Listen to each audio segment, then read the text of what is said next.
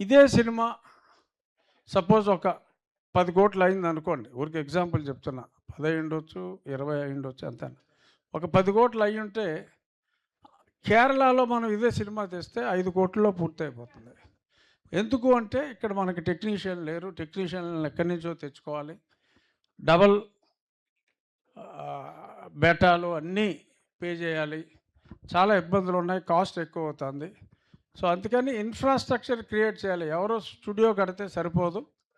మొత్తం టెక్నీషియన్లందరికీ ఒక housing colony ఇచ్చి, వాళ్ళందరికీ ఇక్కడికి ఉండేలాగా ఏర్పాట్లు చేసి, మ్యూజిషియన్స్‌ని కానీ, లేతే ఆల్ డిపార్ట్మెంట్స్ 24 క్రాఫ్ట్స్ వాళ్ళకి ఒక కాలనీ ఏర్పాటు చేసి, ఇన్‌ఫ్రాస్ట్రక్చర్ ఇస్తే సినిమా కాస్ట్ బాగా తగ్గి, మరిన్ని మంచి సినిమాలు ఇక్కడ రావడానికి ఉంటుంది కాబట్టి, ఆ దిశగా ఎంకరేజ్ చేయాలి అని చెప్పి పవన్ కళ్యాణ్ గారిని కూడా రిక్వెస్ట్ చేసి, ఎందుకంటే ఏదన్నా ఫాస్ట్‌గా చేయాలి అంటే సినిమా గురించి ఆయనకి పూర్తి అవగాహన ఉంది కాబట్టి, ఈ ప్రొడ్యూసర్స్ మళ్ళీ ఇలాంటి ప్రొడ్యూసర్స్ ఎక్కువ సినిమాలు ఆంధ్రాలోనే తీయాలి అంటే కాస్ట్ ఎక్కువ అవుతుంది వీళ్ళందరికీ. అయినా సరే రాష్ట్రం మీద మమకారం కావచ్చు, లొకేషన్ వాళ్ళు కావచ్చు, ఇక్కడ తీస్తున్నారు.